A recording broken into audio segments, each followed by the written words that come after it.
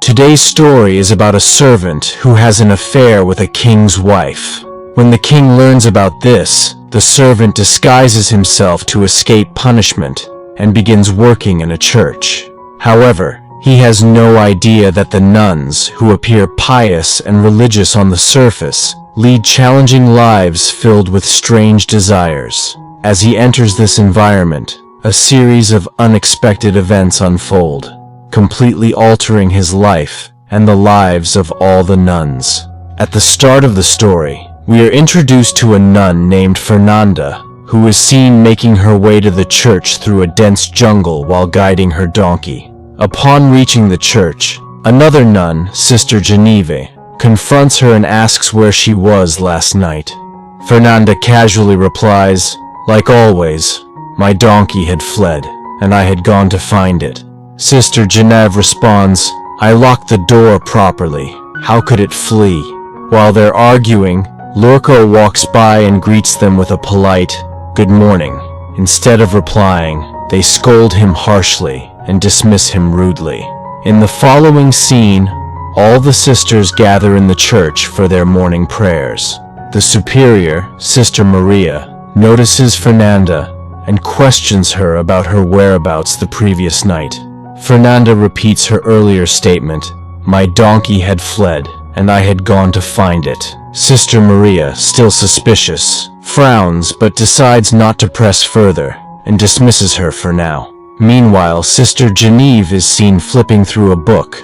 She stumbles upon a peculiar illustration and some strange rituals described in it.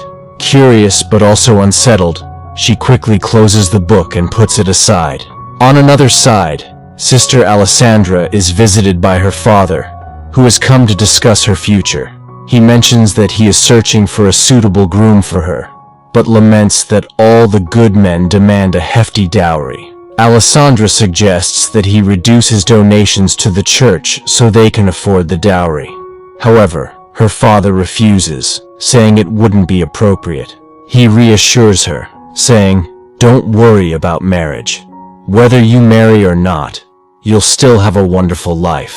Alessandra is heartbroken, because all she wants is a happy and fulfilling life through marriage. The next day, we see Alessandra, Fernanda, and Genevieve together, carrying their knitted clothes. Alessandra tells them about her conversation with her father, and the other two sisters sympathize with her. As they are talking, they notice Lurko watching them while working nearby. His gaze feels intrusive and inappropriate, making the sisters uncomfortable.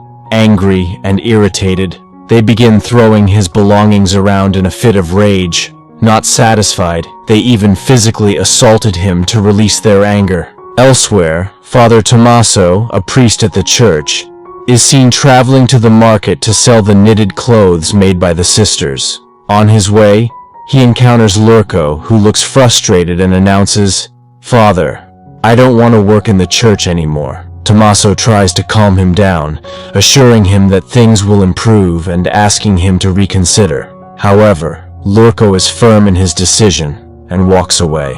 A few miles from the church, we are introduced to a landlord named Lord Bruno, who is dining with his wife Francesca. Although Bruno talks passionately about his wealth and accomplishments, Francesca's attention is entirely elsewhere. She keeps glancing at their servant, Musette, who also steals looks at her.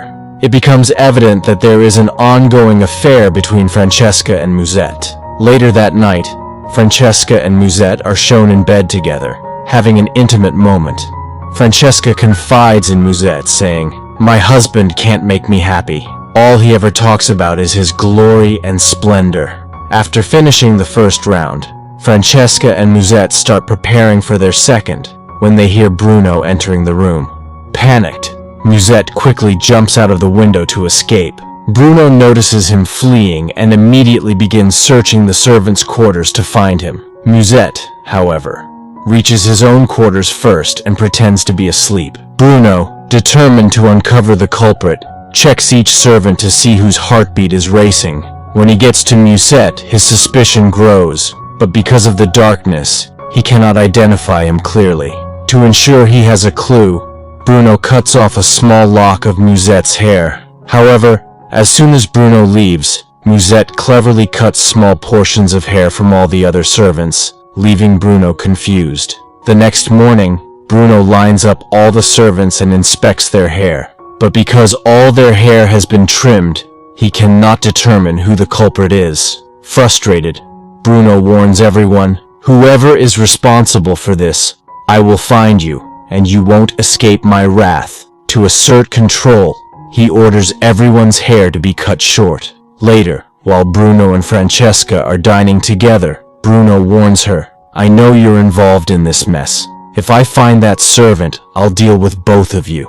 Francesca, unfazed, responds coldly, "You'll do nothing. You only threaten."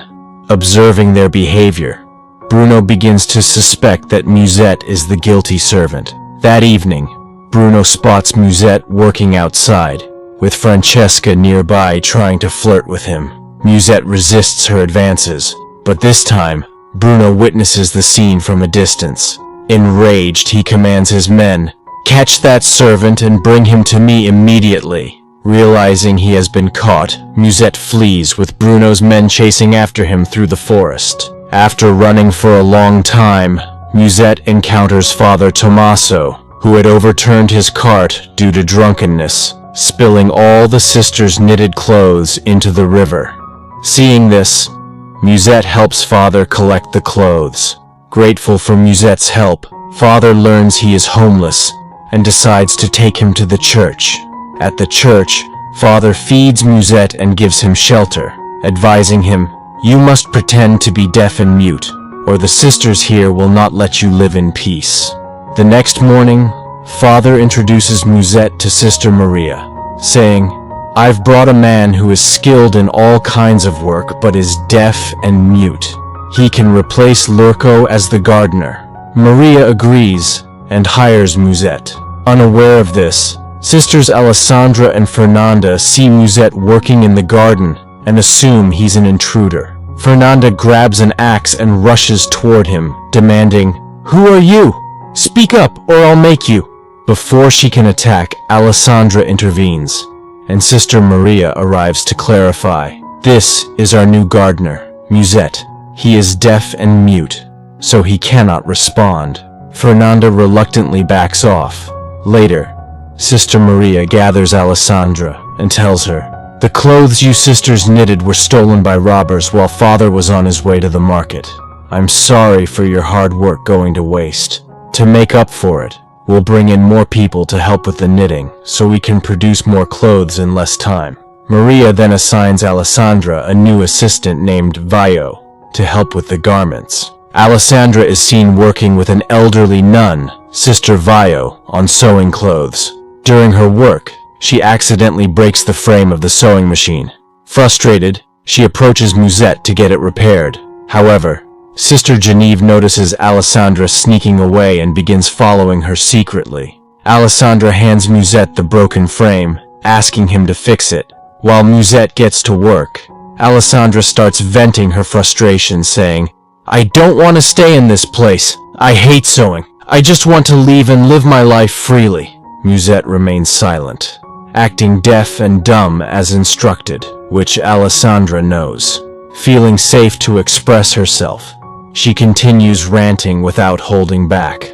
That night, Father Tommaso visits Musette in his quarters, asking, "How was your day?"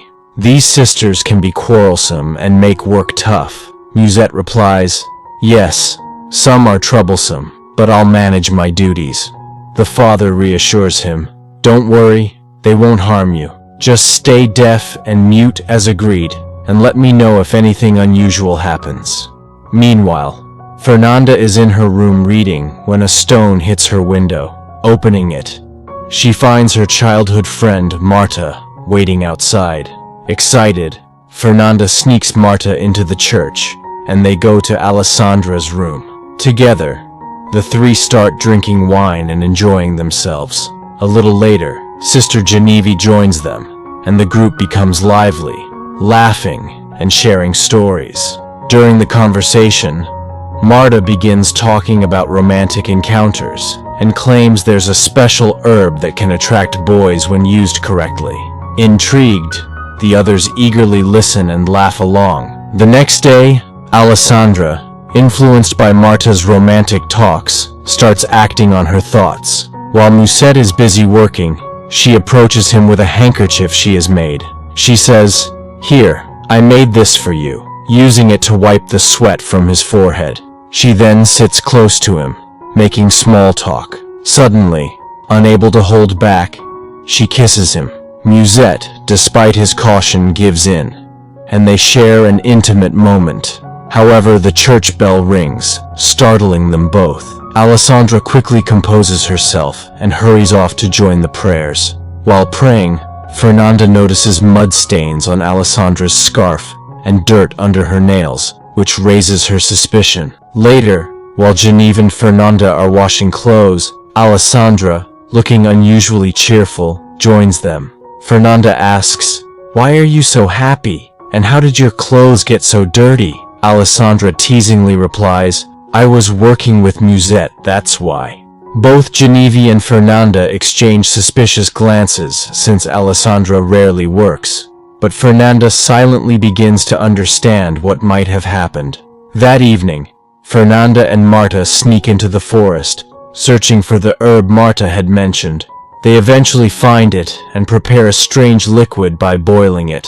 Marta applies 2 drops to Fernanda's eyes, then cuts her own finger, using her blood to draw symbols on Fernanda's cheeks. Unknown to them, Sister Genevieve is secretly watching everything. Afterward, Fernanda and Marta head to Musette's room. Fernanda startles him by brandishing a knife, trying to scare him and attempting to charm him. Musette feels confused, but eventually succumbs to their advances. The 3 of them engage in an intimate encounter, giving in to their wild desires. Once finished, Fernanda and Marta leave the room, acting as if nothing happened. Outside, they run into Sister Genevieve, who questions them, "What were you 2 doing in there?" Marta dismisses her with an excuse, "We were just checking on something," and walks away.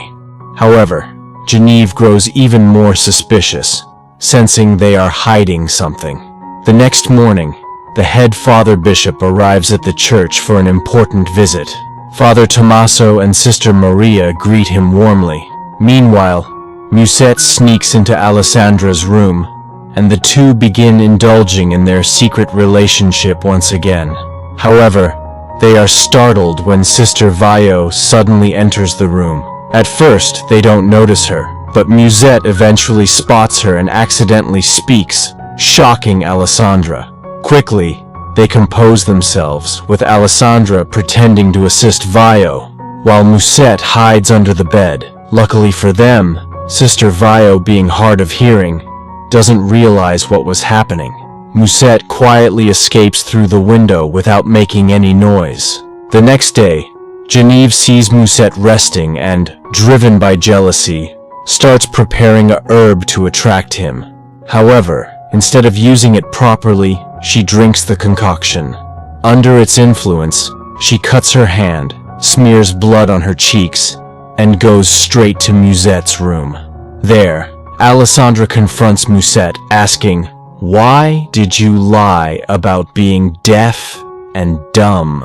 Hearing Genevieve's voice, Alessandra hides in a corner, while Musette pretends to be asleep. Overcome by the effects of the herb, Genevieve approaches Musette, behaving erratically. But as Fernanda's footsteps are heard approaching, Genevieve quickly hides in the same corner as Alessandra, leaving both of them shocked to see each other. Fernanda enters the room, holding a knife, and ties Musette's hands while blindfolding him. "You're coming with me," she says menacingly, and drags him out toward the forest. Alessandra and Genevieve secretly follow them, hiding in the shadows. By the time they reach the forest, it is night. A fire burns in the clearing, surrounded by a group of girls dancing without clothes. Musette is tied nearby, trembling with fear. Alessandra whispers, "What is this?" To which Genevieve replies, "I once read about rituals like this. These girls are trying to gain witch-like powers by sacrificing a human." It's revealed that Fernanda has been sneaking into the forest in disguise to partake in these rituals, and Marta has recently joined her. As Fernanda and Marta prepare to sacrifice Musette, he screams, "Please don't kill me." This reveals to everyone that he isn't deaf or dumb. Shocked but undeterred, Fernanda moves closer with the knife. Genevieve, still under the herb's influence, suddenly strips and joins the dancing girls. Seeing this, the other girls panic and begin running away. Marta confronts Genevieve angrily, and the two begin fighting. Amid the chaos, Fernanda attempts to stab Musette, but Alessandra intervenes just in time, snatching the knife from her. A scuffle ensues, during which Genevieve strikes Marta with a stick, knocking her unconscious. Genevieve then quickly changes into Marta's clothes and grabs a donkey to rush back to the church. As she approaches the church, she shouts, "Fernanda is a witch!" Hearing the commotion, Father Bishop comes outside. Genevieve continues to shout, "Fernanda is a witch!" Just then, Fernanda, Alessandra, and Musette arrive at the scene. Fernanda calmly retorts, "She's lying. She drank that herb and is speaking nonsense in a drunken state." Genevieve insists, "No, I'm not lying. They're all involved together, and both of them have become intimate with this gardener." Father Bishop, shocked, demands an explanation from Sister Maria. Before she can respond, Father Tommaso steps out of Maria's room. The sight leaves everyone stunned, and Father Bishop, piecing everything together, silently realizes the depth of the chaos within the church. The next day, Father Bishop punishes everyone involved and demands that they apologize to God for their actions. Father Tommaso receives the harshest punishment for misusing his position as a father. As a result, he is sent to a church, a place where only men reside. Meanwhile, Musette is handed over once again to Lord Bruno, and his soldiers arrest him. Later, we see the three sisters, Fernanda, Alessandra, and Genevieve, reflecting on their actions. They apologize to each other for their past wrongdoings. Genevieve also asks Fernanda for forgiveness, acknowledging the pain she caused. As they think about Musette, they realize that Lord Bruno might kill him. Driven by guilt and the desire to help, they devise a plan to save him. Meanwhile, Lord Bruno has Musette imprisoned and informs him coldly, "I've tied my wife with dogs and wild animals so that she suffers a painful death. Now, it's your turn, but I won't kill you. I will keep you alive and torture you even more." With a malicious grin, he leaves, leaving Musette in despair. Musette pleads for his release, but the soldiers only mock him and refuse. However, the sisters have a plan in motion. They secretly leave a turtle with a burning candle, leading the soldiers to follow it. As the soldiers chase the light, the three sisters manage to sneak into the prison and rescue Musette. They replace him with a dummy and dressed Musette in the sisters' clothes, ensuring it will confuse the soldiers. With Musette free, they begin running toward the forest to escape.